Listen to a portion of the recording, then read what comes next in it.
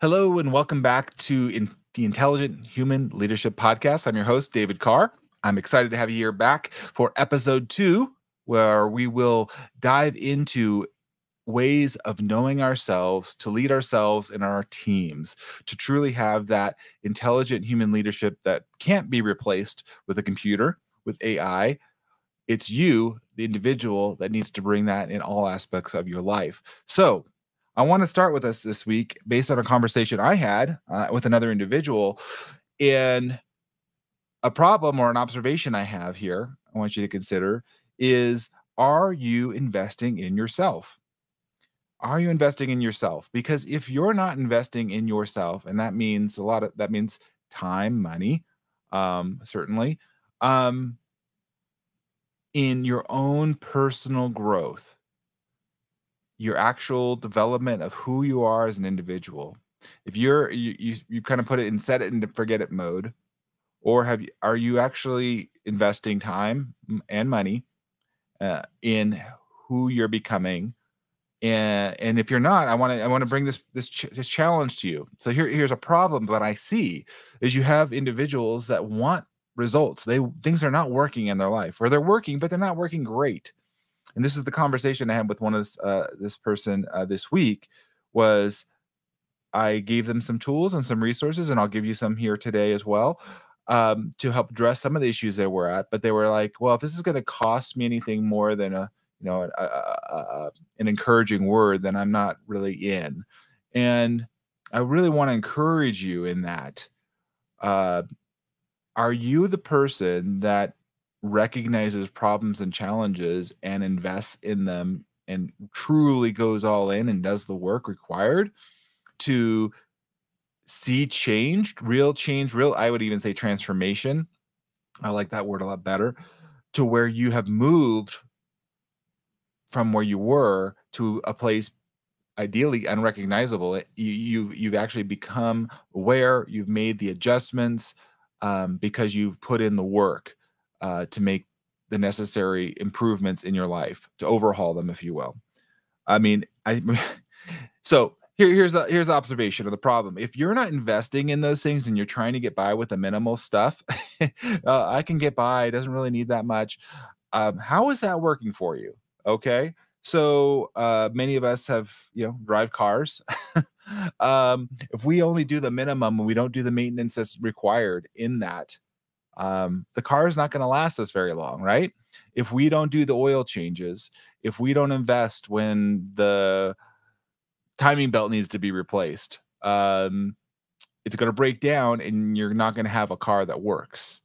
So oftentimes as leaders or business owners, we feel like we maybe have hit a place where, hey, we've got it, we understand it, we've been doing this work for a while, we have these technical skills, we've been doing business for a time. But I want to encourage you, really want to encourage you today, if you're not thinking about investing in yourself continually, then you're in trouble.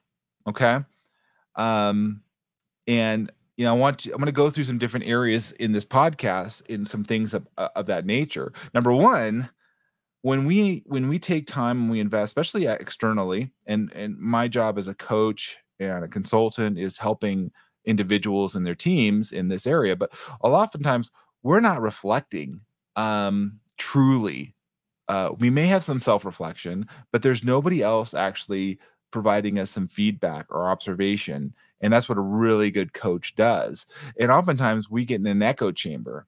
Here, have you ever been around those people? Well, you're the, I guess, the smartest person on the block, if you will, or in the group, and you get yes people. Yes, yes, okay, whatever. Yes, you're right. There is no pushback. There is no questioning of you, because in this place you don't have anybody that is equal to or is further along. Actually, what you're really looking for is somebody further along in their journey that can question your thoughts, question this opportunity to look back and give you true feedback as to how are you leading, where are your strengths, where are areas for improvement. You have blind spots. We all do. We all have blind spots. The challenge is we don't want to crash and do damage because of our blind spots. Um, Oftentimes we talk about blind spots while we're driving, right? You're driving, you think everything's clear, you make a move, and there's an accident.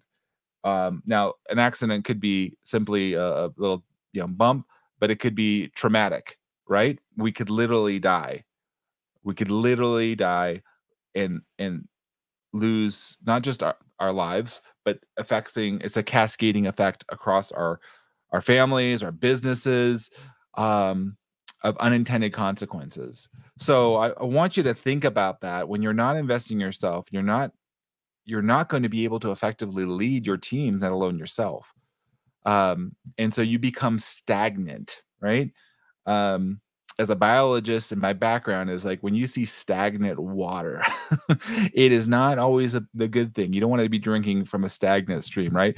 That is not good. You want something flowing. You want fresh water. You want to be able to, take from that because it's life. It means if something is moving and growing, it's expanding. And oftentimes, what happens is if we're not paying attention in a particular role, our technical skills, as a business owner, if we're looking at not looking at where the market sector is moving, where their trends are, regulations, you hear of a SWOT analysis, right? Strength, weaknesses, opportunities, threats. But if we're doing that in a vacuum without external sources, and today's age, we have a lot of them, we have a lot of resources. So there's one thing to invest money, and oftentimes that kind of it seems to be a solution, right? Oh, I'll pay for this course, I'll do that. And I don't really do the work.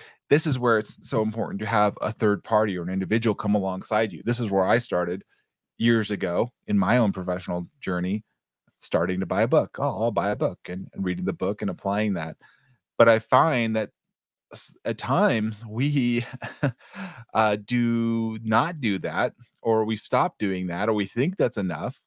And how many of you guys have seen businesses that didn't continue to review and see what's going on in their life? Let's use, oh, I don't know, Kodak. That's a company you might have heard of before. They're not here anymore. Why? Well, they didn't look at the market trends. They didn't trust outside insights. They told themselves a story internally that we're okay and we'll make it through. We'll have this. We make film, and there's always going to be film, and there's not that much film anymore, folks. If you look around, lots of digital products out there. The reason I bring this up is if we're not being intentional about getting clear and helping and having folks give us clear counsel, mentorship that are further along the journey, we get isolated. We get in an echo chamber, and we believe we have the answers and really we don't, or we've lost touch. And for me, this was a big one. For those of you that are leading teams, if you're not paying attention to this, your teams are actually they're going to find information. They want to know what's going on in the world, and they're like, I'm not getting it here. I'm not getting it at my office. I'm not getting it in the technical experiences that I need to do to develop myself, because the manager or the leader in that team organization has stopped. They basically said, yeah, I've got enough, I don't need to do it anymore. And when you stop doing that, it will taint your team, right? And it's one thing to say, okay, the team members aren't as engaged, but when you start dropping, then when they start leaving, let me tell you, right? How many times have you like, oh boy, now that falls on me to take up what they were doing? Because if I would have kept them engaged, I would have invested in them and given them a guidance about, hey, I invest in myself. And by doing so, it's so important that I invest in you and your development. But when you don't do that, when you aren't investing in yourself, you're definitely not going to be investing in your team, because they're going to see that in you. And when you're not aware, you're going to have communication breakdowns, right? Here's where the challenge to effectively communicate with your team, addressing misunderstanding, conflicts, breakdowns. I'll be 50 here shortly. There've never in my career have I seen such a diversity of communication styles and ways of communicating. We've got all these different technologies, and if you're not keeping up with those things, right? I mean, I really went literally on a training where if you used the wrong emoji type, it means something to somebody else. Now, you may be pulling your hair out here like, I can't believe that, but it's true. And if you have a communication breakdown because you're not investing and becoming aware of this, you have a disconnected team. You may have disconnected children. Um, Worst of all, you may have a disconnected spouse because you're not understanding how to commute with them because you haven't invested in that. I've been married for almost 18 years. I continue to invest. And as I've been doing these things, I'm seeing the results of increased communication, collaboration, better decision making. But when I stop, when I take my foot off the gas, when I say, I've got it, I'm okay, you're fooling yourself. You're fooling yourself. Not only is it the communication breakdown and this overall potentially lack of emotional intelligence, right? You don't understand people's emotions and what's driving them because you have gotten so self-focused in what you know and how you are, you may not have lost that ability to connect emotionally. And I'm telling you, there's a certain group of people, actually, there's a large group of people, particularly I to call the nurturers, that really pull on that. And if you're not one of those people, for example, and you're not aware of how to do that and you haven't developed those skills, in developing skills and developing abilities, you certainly can watch a video. You can certainly read a book. My experience is, though, that's limited because you need to be in community. You need to be a coach, for example, is going to push you along. They're going to be asking you some of the tougher questions to see if this is really stuck with you. And oftentimes, those that have been successful in an area don't want to put themselves in a place like that because they are they've closed themselves off to learning. They've closed themselves off to this continual development and investment in themselves. So when you continue to do that, like I said, it leads to a lack of an emotional intelligence. We've talked about a communication breakdown. Literally, you won't be able to communicate with folks effectively if you're not becoming aware. If you're 10 years old, a generation, communicating with the other generations is going to be more difficult. You have to learn. And as we look back in life, what we did one way, look at 10 years ago, 20 years ago, 30 years ago, it's not this exactly the same way. Now, people are people, grant you that. But the ways that we communicate and in the technologies we use, um, what is relevant, culturally relevant, um, changes, and you need to be aware of those things. Um, a coach, if you're not, is here to help guide you. For example, I help those who may have it difficult finding to navigate these things, navigate the challenges and the conflicts there, and they don't know how to resolve it. They're like going in these circles, right? And so if you're in this circle, like how do you break that chain? Um, if you're not saying, I need to get outside perspective. I mean, there used to be, and I think there's still some stigma with mental health or counseling. I'm glad it's not as much as it once was, but it definitely was more in the past where people were like, oh my goodness, this guy, something's wrong with him because he's going to get talked to a counselor. To me, it's super empowering if you recognize that you need help in somebody that's has been further along this journey with you, wherever that might be, whether it's in your relationships, whether it's your technical skills as a businessman or woman, or your technical skills as whatever the work that you do, engineering, environmental consulting, whatever that might be. Um, it could be your body. When I was 40 years old, 10 years ago, I went to the gym and I hired a trainer.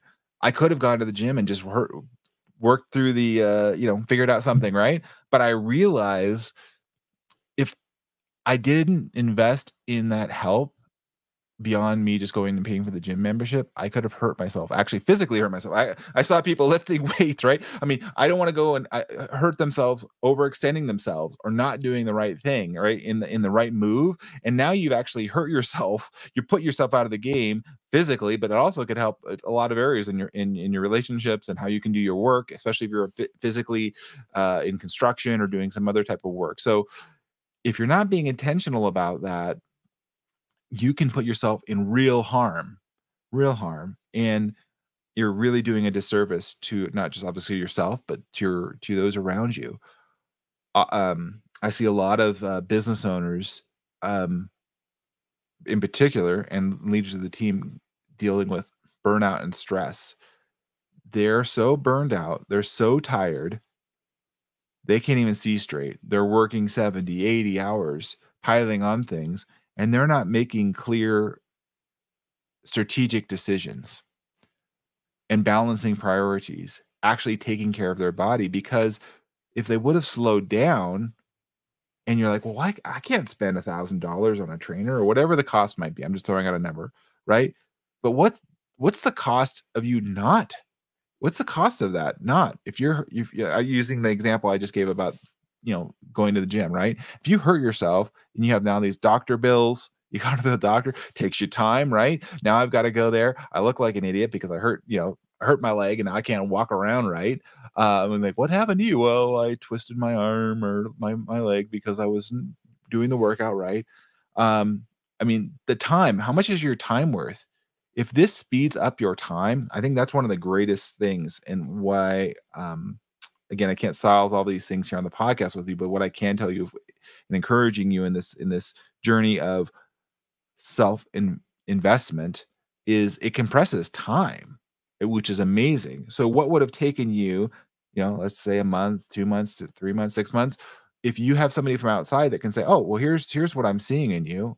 And if you make these changes in your life with your business, let's just say, I'll give you an example. Here was one we had in a company I worked with, and we'd never had deposits um, in our proposals. And so we had suggested, well, and we were dealing with cash flow, right? A consultant came in and said, well, why don't you let's look at your proposals, which they did. And then they said, why don't you just add a percentage deposit to the upfront that the client would pay? And oh, well, I didn't really think about that, right? And we did that, and especially for our new clients, and that helped tremendously in securing cash flow for the company, stabilizing, invoicing and payments and accounts receivable. And so the how things can be expedited or compressed in that time is amazing. And actually, that's the think about that. How many other missed opportunities would you have if you didn't have that person? If they didn't have that, you weren't investing in that and missing that.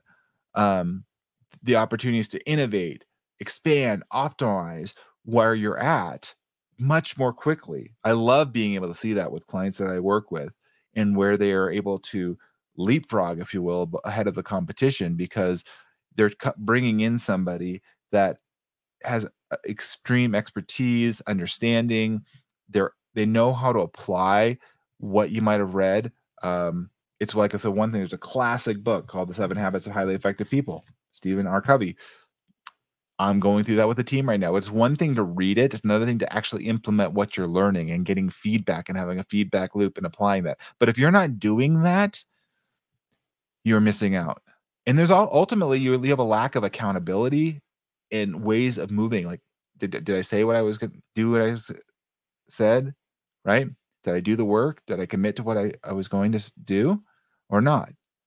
And so you're missing out in that. And by not doing it for yourself, because this podcast, Intelligent Human Leadership Podcast, is about knowing yourself to lead yourself and your teams and whoever else is in your life, your sphere of influence. If you're not clear on that, you have a broken down team. You have a broken down relationship with perhaps your wife or husband, your children, because you're not doing the investment, and they see it, they know it. You don't have to tell them. It's very obvious when you can tell the people that are truly working on themselves and the people that are phoning it in, or they've said, "Yeah, I don't really need to do any of that stuff. Doesn't apply to me." I don't know anybody that has achieved and dominated in these areas of life without this. And it's not a home run. A lot of people want to hit a home run. They want to step up to the plate or throw that, amazing long pass for the end zone for a touchdown. And that's rarely happens. Rarely happens. It's all about step by step individual investments daily deposits. And so I really want to impress on you. If you're not doing that, your growth and the results that you see in your life are directly related to that. I really want you to think about that for a minute. Your results, and I believe it's wrong personally, you're wrong in allowing that just to languish there, because you can do so much more. Really think about that right now. You can do so much more than you are right now. And I truly believe that for many of you. Just take a minute here and think about that. Think about that where you are in leading yourself and your teams. Are you going all in truly, or are you letting off the gas? Have you really invested in yourself? Invested in your time, in your money, your focus, your commitment? Because I can tell you, if you truly take an honest inventory of your life right now, where you're at, you'll see there are areas that you're not. And I've been in there, but I'm not. I'm choosing to invest continually, and it makes all the difference. And when you do that, I want to encourage you in that you will see not only your results increase, but you'll see that of your team, particularly for those of you that lead a team. But I also see it in families, in spouses. When you're rising and up and you're doing the work, it's like people notice and they want to keep up, or they'll leave. And actually, leaving is okay too, because it leaves room for others to come into your team. Your team performance will actually increase when you have those in an organization. That actually will help the team become more positive and high performing. The culture is healthier, um, and your overall productivity and morale increases. So I'm telling you this, and when you start to invest in all areas, and what's interesting in this is when you start to level up in one area, you'll start to see where you're letting out leaking, if you will, in another area. And if you have good coaches or people in your life, my wife is great at this. She knows when I'm letting an area ling languish a bit, and I'm not investing in there the way I really need to. I miss out, and she knows it, and we know we're all better in the long run when we're all doing this. And so I want you to really think about this problem that I raised today. Are you investing in yourself, spending the time and the money to improve yourself in all areas of your life? It starts with leading yourself first before anyone else is going to follow you. And I want you to know that it's so important that you find this. Find this. Well, this is why you can be the intelligent human leader, right? You can understand. You're not gonna settle for your limited self-reflection or your stagnant leadership skills. You're sick of the communication breakdowns. You're not gonna stand for it anymore because you know it can be better. You can be emotionally tied in and connected. You know how to connect and have effective conversations and resolve them. You're not going to burn out and stress. You gain so many more opportunities because you have somebody in a team, an individual coaching you, guiding you, so that you have the opportunity to take advantage of these things and compress the time. So this is why I created the Intelligent Human Leadership podcast, and why I started Steward Your Business, is to have these conversations to bring you to awareness, number one, so that you can make a choice to move to investing in yourself. This is just an example for today. I'm talking about investing in yourself. We're going to talk a lot more about how we do this in the coming episodes. I'll get into more specifics, but I wanted to talk broadly because I talked about turning into the problem last episode, and specifically where we have challenges in our marriage. Here's one: Are you turning toward the challenge of investing in yourself or not? And I want you to really think about that, and do an honest inventory for yourself. And if you know you're phoning it in, I'm investing in with I buy a book, or I bought an online course or a webinar, but you know you didn't go all in, then I want to encourage you to think and go deeper there. Do the work required, truly work the required to get the results that you really want and desire. And if you're not getting those results, then let's look at what's working and it's not working. I offer a free discovery call so we can look at those things and see if we can help you there. But I want to encourage you with this today. Look and lean into whether or not you're investing in yourself, with your time, your money, and you're getting the results that you really desire. And if you say you're investing and you're not getting the results, then let's look at the activities that you're doing and seeing if they're effective or not. We'll be talking more about those things in future episodes, about the specific things that you're doing in order to achieve them. But for today, where I leave you in this, wherever you're hearing this podcast, in your car, driving, walking around, I want you to take a moment, take a little inventory with me, and when you finish listening to this podcast, and message me, let me know what you think, and where you are, or you're not, and I appreciate your time and listening to this. We're going to have more conversations along these lines, but I want to encourage you. You are an intelligent human leader, just taking the time to listen and invest in this. Now here's your homework. Here's your opportunity to go deeper and look at that and be that leader that brings that to your team, and the others actually say and see you without a shadow of a doubt. If I asked your wife, if I asked your coworker, asked your children, you're like, no, this man, he is constantly looking to learn and apply what he's learning, and it's doing it in amazing ways. And he's not spinning his wheels. He's actually having tremendous results. And if you're not having those things and you're not having those comments, well, let's have a conversation and let's see where we can help you, get unstuck and start having those observations from the people around you, those ones that love you, those ones that appreciate you and that really want to see you succeed. I want to see you succeed. So I appreciate you again listening here tonight, this afternoon, wherever you may be, to the Intelligent Human Leadership Podcast. I'm your host, David Carr. Until next time, have a great evening. Bye.